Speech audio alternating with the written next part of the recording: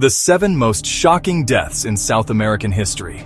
Today we're counting down 7 deaths that completely changed the course of South American history. These aren't just random events.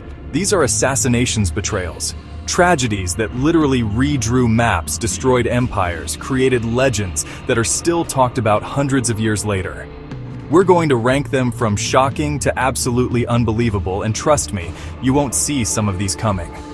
The stories behind these deaths are crazier than any movie you've ever seen, involving mountains of gold, stolen bodies, and entire nations being wiped out. It's insane how one person's death can have such a massive ripple effect across an entire continent.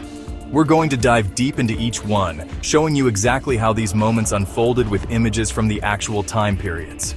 From an emperor held for the biggest ransom in history to a president hacked to death on the steps of his own palace, each story is more intense than the last. I want you to decide which one is the most insane. I'm putting a poll up right now, but I want to see your reasons in the comments. Which of these deaths do you think is the most disturbing? Comment below. I want to know which shocked you the most. This is going to be a wild ride through some of the darkest and most pivotal moments in history. We've spent weeks researching and finding the most accurate images and accounts to bring these stories to life for you. The impact of these 7 deaths is still felt today in politics, culture, and national identity across South America. So get ready, because we're about to explore the 7 deaths that changed a continent forever. If you like this kind of history ranked by impact and horror, hit like and subscribe. Let's get into it. Chapter 1. The president hacked to death with machetes, kicking off our list at number 7. A death so brutal it sounds like a horror movie. We're talking about Gabriel Garcia Moreno, President of Ecuador. Ecuador on the map. It's August 6, 1875. He's walking out of the cathedral in Quito, heading back to the presidential palace across the square. He's powerful, deeply religious, authoritarian.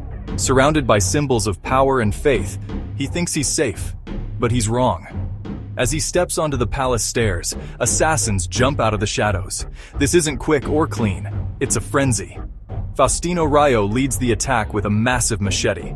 He strikes Garcia Moreno again and again. Other assassins join in. They were armed with knives and pistols. It was an absolute bloodbath in broad daylight, right in the heart of the capital. The sheer audacity of it is mind-blowing. Garcia Moreno tries to fight back, but he's overwhelmed. He's slashed across the head and neck, shot multiple times, and left for dead on the palace steps. According to legend, as he lay dying, he dipped his finger in his own blood and wrote on the ground, "Dios no muere." Animated text, "Dios no muere."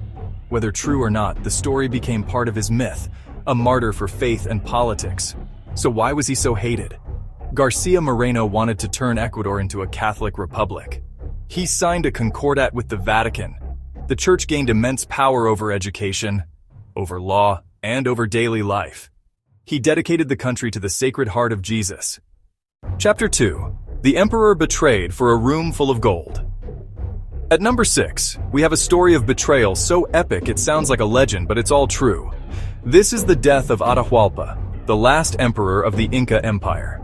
In 1532, the Inca Empire stretched thousands of miles along the Andes. Atahualpa had just won a brutal civil war against his brother. He was at the peak of his power, a living god to millions. Then about 170 Spanish conquistadors, led by Francisco Pizarro, arrived. Atahualpa commanded tens of thousands, but probably saw them as a curiosity. He agreed to meet them in Cajamarca. He arrived on a golden litter, carried by nobles, adorned with feathers and medals, surrounded by thousands of unarmed attendants. He had no idea he was walking into the deadliest trap in history. Pizarro's men were hidden in buildings around the main square. A friar offered Atahualpa a Bible, demanding he accept Christianity and Spanish rule. Atahualpa, never having seen a book, examined it and then threw it to the ground. That was the signal. Cannons opened fire, muskets erupted. The cavalry charged into the panicked, unarmed crowd. It was a massacre. Thousands of Incas slaughtered. Atahualpa was dragged from his litter and taken prisoner. Now captive, he made a desperate offer. Fill one room with gold and the 2 adjoining rooms with silver twice over. The room was about 22 feet long and 17 feet wide. This would be the largest ransom in history. For months, a river of gold flowed into Cajamarca, and silver poured in as well. Chapter 3. The dictator who led his country to annihilation. Coming in at number 5, the death of a man whose pride destroyed his country. This is Francisco Solano Lopez, Paraguay's second president and dictator. To understand his death, the Paraguayan War, the War of the Triple Alliance, the single deadliest war in South America. Lopez started it. 1864. Paraguay was relatively prosperous and isolated. Lopez had been educated in Europe and had grand ambitions. He fancied himself a South American Napoleon. He built the region's largest army. He was waiting for a chance to use it. He intervened in Uruguay. That put him against regional giants: Brazil, Argentina, Uruguay. He miscalculated. He thought they were easy to bully. Instead, they formed the Triple Alliance. 5 years of unimaginable horror followed.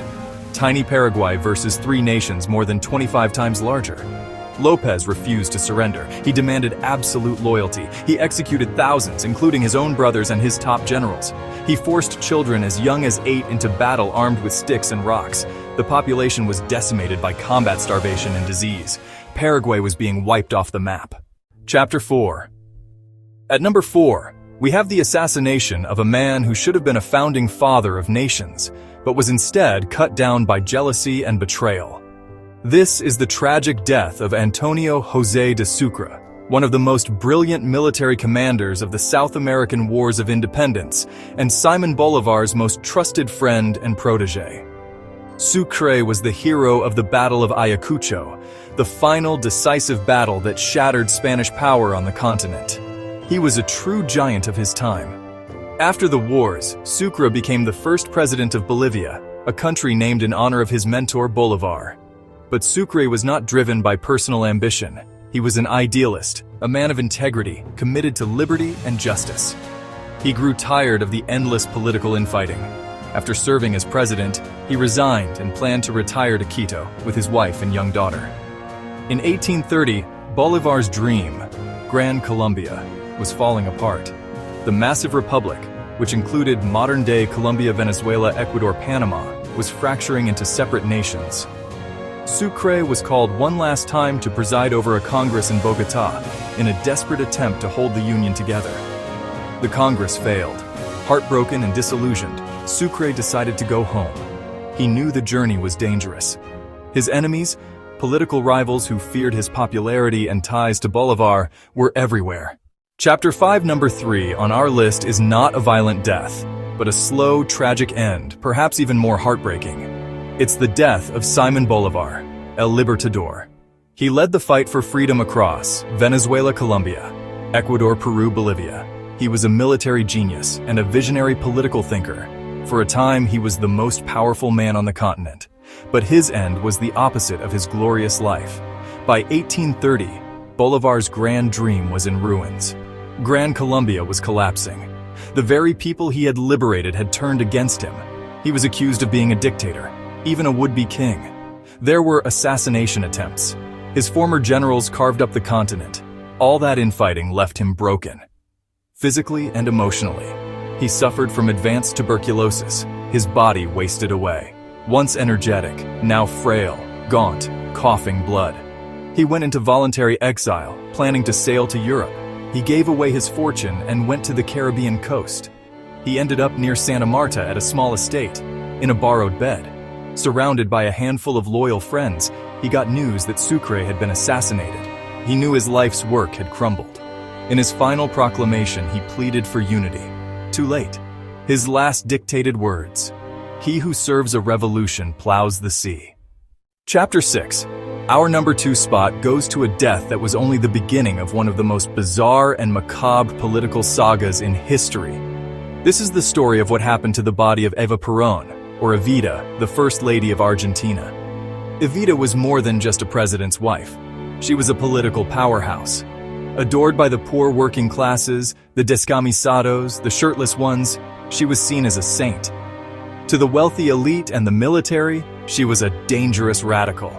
In 1952, at the height of her power, Evita died of cervical cancer at just 33. The entire nation went into extreme mourning. Millions lined the streets for her funeral procession. Her husband, Juan Perón, knew her body was too powerful a symbol to bury. He decided to have her embalmed. He hired Spanish anatomist Dr. Pedro Ara. Dr. Ara spent over a year preserving her, making her look peacefully asleep. The result was a chillingly lifelike masterpiece. They planned a massive monument, bigger than the Statue of Liberty, to house her corpse, but the monument was never built. In 1955, a military coup overthrew Juan Perón. The new regime sought to erase the Perón legacy. They banned their names. They destroyed their portraits. They bulldozed their foundations. Their biggest problem? The body. If Peronists found it, the grave would be a shrine and a rallying point. They couldn't bury or destroy her. Catholic leaders forbade desecration, so they made her disappear.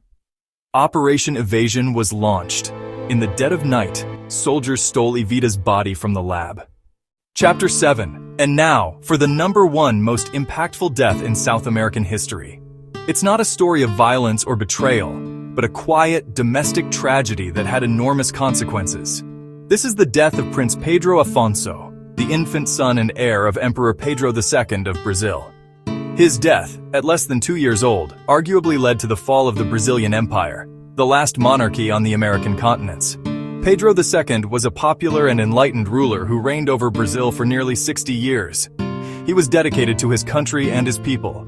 His greatest hope was to secure the future of the monarchy by passing the crown to a male heir. His first son, Afonso, had already died in infancy. So when his second son, Pedro Afonso, was born in 1848, there was immense celebration. The future of the dynasty seemed secure. The baby prince was healthy, bright, and adored by his father. But then, tragedy struck. In January 1850, when the prince was just a year and a half old, he was playing in the library of the Imperial Palace. Suddenly, he was seized by a series of violent convulsions. Doctors were rushed in, but there was nothing they could do. The little boy died in his father's arms. The cause was likely epilepsy, a condition that ran in his family. But at the time, it was a mysterious and terrifying event. The empire's future had vanished in an instant. Emperor Pedro II was utterly destroyed by the death of his second son. It was more than just personal grief, it was a crisis of faith in the monarchy itself. And there you have it. 7 deaths that created shockwaves still felt across South America today. From a baby prince whose death doomed an empire to a first lady whose corpse was stolen and hidden for 16 years, we saw how the brutal murder of a president led to a century of political conflict and how the betrayal of an Inca emperor led to the collapse of a civilization.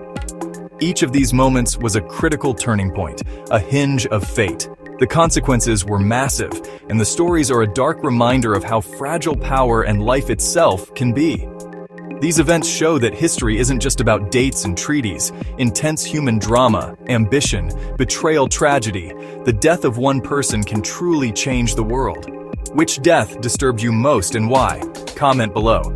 We spent a ton of time making sure all the images you saw were period-accurate sources in description. If you enjoyed this ranking, like the video and subscribe for more shocking history. We have some insane videos coming up that you won't want to miss.